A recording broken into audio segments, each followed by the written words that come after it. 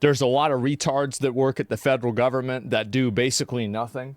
And so Doge is made to get rid of those retards, right? To delete them. And so a lot of people are unhappy about this. Democrats lead a mob of protesters into the USAID headquarters. Okay, so let's go ahead and watch it. Here we go. As you probably saw, Elon Musk and his crew put a gag order on AID employees. They disconnected them from email, which is putting lives at risk around the world. So we are here to enter the building and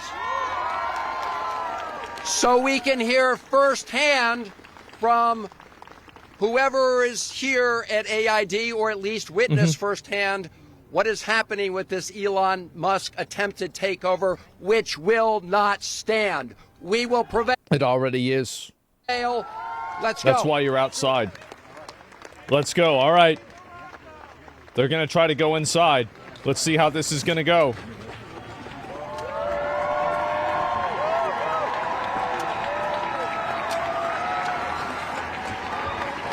All right.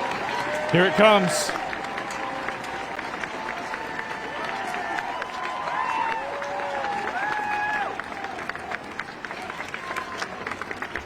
Okay, it looks like they're not. Is anybody really going inside?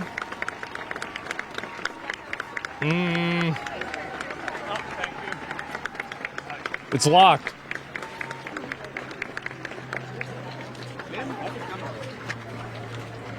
Okay, so I guess they're leaving now?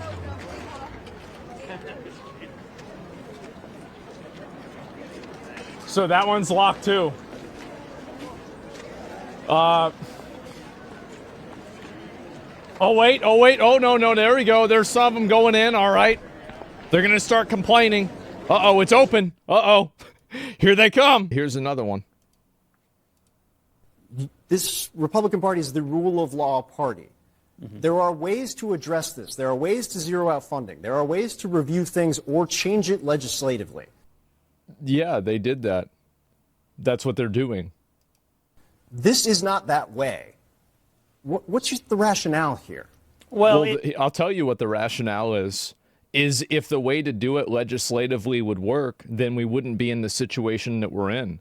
So why are you surprised that somebody wants to, and again, this is all legal. The president has discretion ability to do this. It's not like this is fucking random.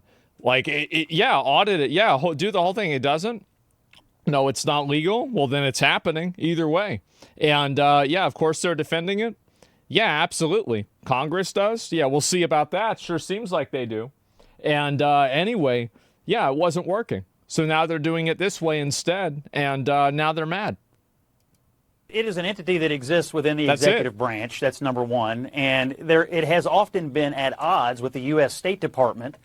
And that's not a good thing. As Marco Rubio said today, everything USAID does, or the bureaucracy does, needs to be aligned with the foreign policy goals of the United States. That's right. So putting Rubio in charge of USAID today helps begin to achieve that alignment. I'm actually a supporter of American soft power. That's what we call it, soft power. I believe it's good. I believe it's often been used as a tool to help the United States combat influence from China and other adversaries around the world. But there is a difference between soft power and soft stupidity. So whether you're funding whether you're funding like DEI musicals in some country or transgender surgery somewhere or whatever, there you go. That is not what most Americans. Not what is happening. That is not what most Americans would say is an effective tool of U.S. foreign policy. On everything that I'm not. I have a whole list right here. I mean, if you want me to forward it to you, I will. But the reality is we have lots of money going to projects that don't do anything for the United States. Cut those projects. Many governments do that. But Welcome to the Republican Party. That's what we're doing.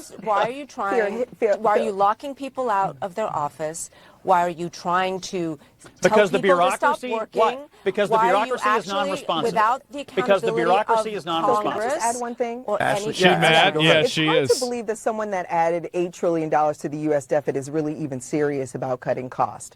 So I don't buy this argument that this is an effort to cut costs and make sure that there's not any government waste. It's an effort to cut stupidity. These programs, and I could read out the whole list. If you'll give me 60 seconds, I'll read the whole thing. But there is a difference between smart soft power and dumb spending by left-wing ideologues who inhabit this bureaucracy. This is the president's efforts to undermine government one agency at a time. He's signing an executive order to get rid of the Department of Education, probably as we speak. That's what this is all about. It's an effort to undermine our government one agency at a time. Who's running the government? I mean, I know you know how this works, but the president's in charge. Your president is. You can't undermine your own government. He's in charge of the bureaucracy, and all they're asking for, Phil and everybody else, is for the money that we spend around the world to be aligned with U.S. foreign policy interests. They have put out a long list of programs that have nothing to do with our interests.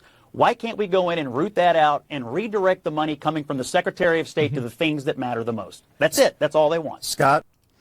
Thank fucking God they're getting rid of this shit. Yeah, it is. The guy's 100% reasonable. Absolutely. You can't undermine your own government. Didn't you just say that? Well, he says it doesn't make a lot of logical sense that that's what's happening, right? And so anyway, I'll go ahead. I'll show you guys some of the things that they tried to do, right? $1.5 million. This is the USAID to advance diversity, equity, and inclusion in Serbia's workforces and business communities. $70,000 for a production of a DEI musical in Ireland. $2.5 million for electric vehicles in Vietnam. $47,000 for a transgender opera in Colombia. $32,000 for transgender comic books in Peru. And a $2 million for sex changes and LGBT activism in Guatemala. Now, if I ask myself, does this serve America's best interests? I think the answer to that is absolutely fucking not. No, it does. We're just taking this as gospel? Yes, I am. I'm taking this from gospel because this is coming directly from the federal government. Unless the federal government is lying about the federal government making bad decisions.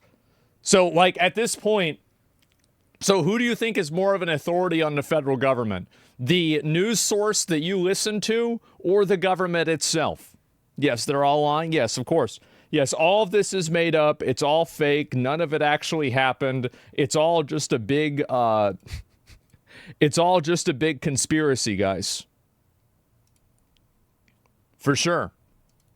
But Elon Musk's influence is sweeping throughout the administration. It was late last week that the Doge team showed up at USAID offices in Washington and demanded access. USAID employee Christina Dry described the scene. Doge was in the building. We took down our pride flags. I took out any books I felt would be incriminating. No one was talking. We heard they started taking transcripts automatically of all of our Google They're Meets. roaching out, bro. They unplugged the news in the little kitchen galleys. Yep. It didn't feel good. And then Saturday, all of the websites went down. And then I lost complete access to my computer. Complete access computer, yes. You've been captured. When did you believe everything one side puts out as truth? You're now in a cult. But Elon Musk's influence... Bro, you actually think this is fake. Like, really, like, these are people, like, I've seen this happen to the culture over the last 10 years. Like, how can you watch, like, that Democratic chair convention and then see this happen, and then the first thing you think to yourself is, no, this isn't happening. It's so obviously fucking happening, it's unreal. It's completely fucking obvious. They're the ones that are drinking the Kool-Aid. This is the thing. And I can even show you. This is temporary, Asmon, overblown. Of course it's going to be temporary, because after the problem's solved, then you won't need to solve it again. Doesn't that make sense? Elon Musk, you didn't create U.S. aid. The United States Congress did for the American people. That's why they're putting on, gender plays in Ireland. That's right. Yeah, like that's Musk for America. Did not create U.S. aid. He doesn't have the power to destroy it. And who's going to stop him? We are. We're going to stop him. Elon Musk, you may have illegally seized power over the financial payment systems of the United States Department of Treasury, but you don't control the money of the American people. The United States Congress does that. Under Article 1 of the Constitution. Everything's going downhill? Yeah, for sure. And just like the president who is elected to something cannot impound the money of the people. We don't have a fourth branch of government called Elon Musk, and that's going to become real clear. And this is so yeah, all these guys are getting fired. That's it. Yeah, he's an advisor and a helper. These people are beyond retarded. Well, they're trying to make the argument that because Elon Musk is involved in this, it's like some sort of oligarchy or like plutocracy, which is like, to a degree, it's true. But like, I mean, you know, you play this game for 100 years, somebody else plays it for 2 weeks, and now you're acting like the system's rigged. Well, guess what? I wonder how it got that way, you know? So, yeah, Elon Musk is a government employee. Yeah, it's that simple. And so anyway, this is the other one. All right, let's watch this. And a lot of people have been negative, very, very negative about this. This dude is probably one of the most unintelligent billionaires I have ever met or seen or witnessed. Which I think she learned that from Kamala Harris. You know, you can probably even glean that from watching these people on TV. Anyways, all of that is to say is that they don't do their homework. Clearly, like, they're putting 19-year-olds in at the Treasury. This dude is not smart. And yeah, and by the way, this is actually true. They're putting like 19 to 22-year-old like 4chan users in charge of the federal government. That's right. Yep. And the danger in the lack of intelligence and the lack of expertise that Elon has. I mean, this guy is one. It's funny because didn't people use these same arguments to say not to vote for her whenever she first ran for office because she was so young? Most morally vacant, but also just least knowledgeable about these systems that we really know of. Yeah, we don't. But the point is that what was that? That Elon has. I mean, this guy is one of the most morally vacant, but also just least knowledgeable about these systems that we really know of. Right. But the point is, it's a big meanie. That what that means is that they're going to hit a button. Yeah. Inevitably, they are going to hit a button and things can go sideways. Yep, that's what people voted for. And so anyway, there's been a lot of people that are criticizing young, inexperienced engineers aiding Elon Musk's government takeover. Engineers between 19 and 24, most linked to Musk's companies, are playing a key role as he seizes control of federal infrastructure. And so you have a bunch of these random guys. Yes, these right here are these are the four horsemen of the fat, retarded federal government worker apocalypse. And they've been having a really bad time. They brought in the 4chan users, they brought in the gamers, and it's been bad for them. And so anyway, here's one of the people that they think is a stupid person who doesn't know anything, and, you know, who is this guy? Why would you put this guy in charge of anything? Here's a video about one of them, okay?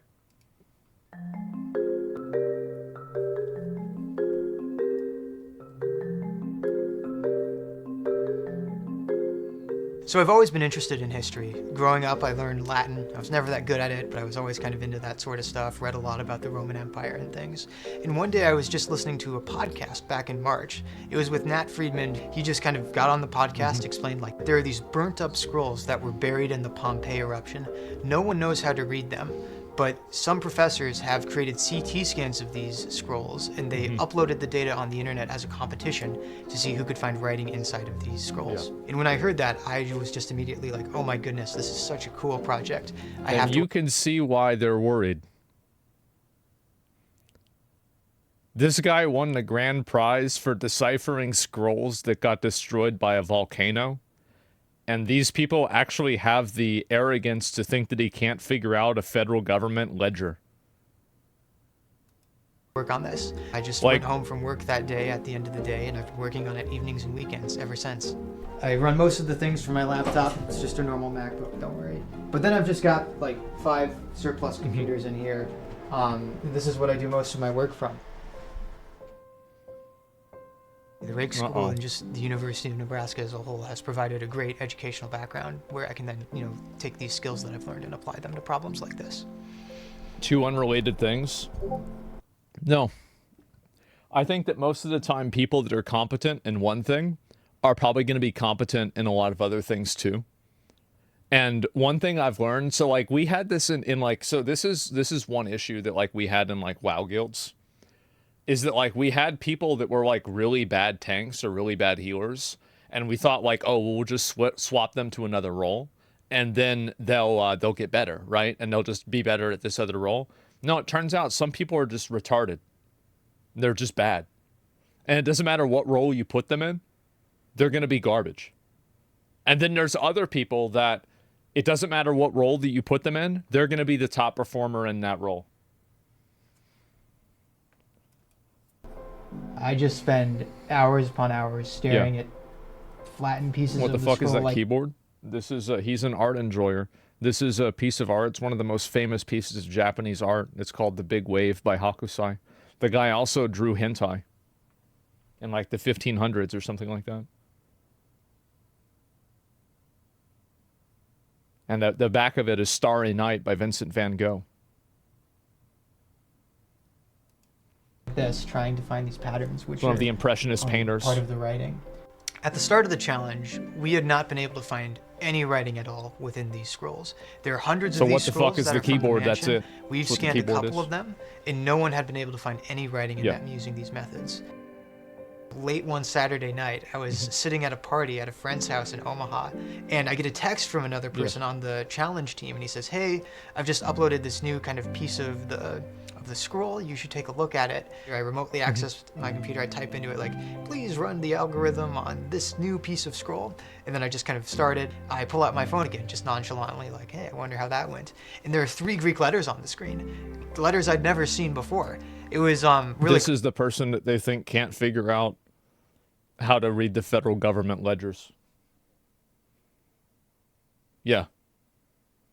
This guy can't. It's impossible. You can never figure it out. Cool, because it's like, oh my goodness, like we actually detected new writing in the scrolls using AI. That was the moment I realized, like, this is actually going to work. Like we're probably going to read You can see why they're worried. I completely freaked out. My friends were there, and I was cheering, jumping up and down, screaming, crying, all the stuff. I would took be a picture too. of the results, and I sent them to my mom, and she called me, and she's like, "Hey, these look great," It was a really special moment. Yeah, so this is the word that I actually found. It's right here. It's the word prophoros, which translates to purple. It's the first word we found in the scrolls. It was reviewed by a committee of kind of Greek scholars, but it's the Which, word... by the way, there's a lot of subtext to that.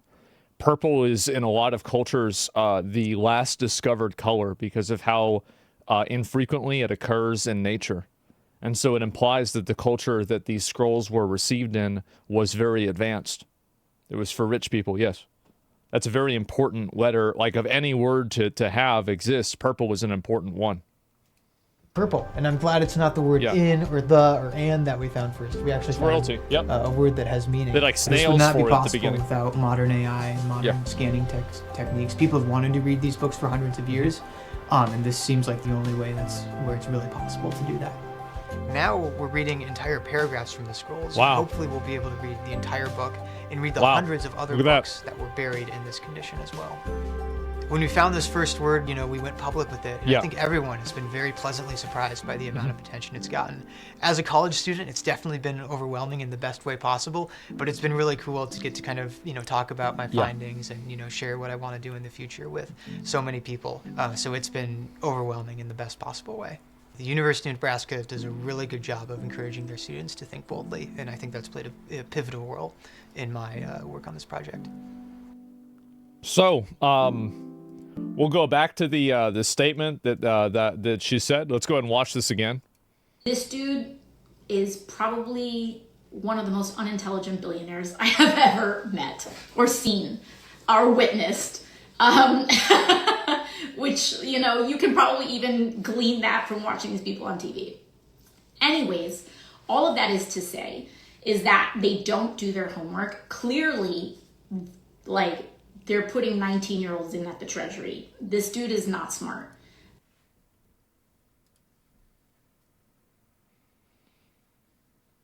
They're so cooked, and they know it. They are so cooked. Bro, they're bringing in the 4 horsemen of Discord. The 4 horsemen of 4chan. They're done. They actually go and think that they're going to somehow get around this. These guys used AI to figure out, or one of them used AI to figure out a Dead Sea Scroll. Or not even Dead Sea Scroll, a scroll that was in like Pompeii after a fucking eruption of a volcano. And they're gonna try, and they're sitting there trying to hide the pride flags whenever they come in the building. Oh, take them down! Oh, don't let them see this! Oh no! Really? It's embarrassing, bro. It's sad. Yeah, you seriously don't understand or complain? I understand it perfectly. That's why I know it's so stupid. See, all of these people think that they have this appeal to authority because they've worked at this place for a long period of time, so they think that they know what they're doing. How many times have we found out that most of the people that are experts in their fields are actually just people that have failed upward as a career for 25 years? I think it's pretty often. And so anyway, yep, there you go. And yeah, always remember the old saying about government. Those that can do, those who can't teach. Those who can't do or teach work for the government. Yeah, I guess so. And it's a ridiculous complaint from people who are even less competent than average people. Exactly. I don't understand or complain? Absolutely not. So this isn't considered DEI?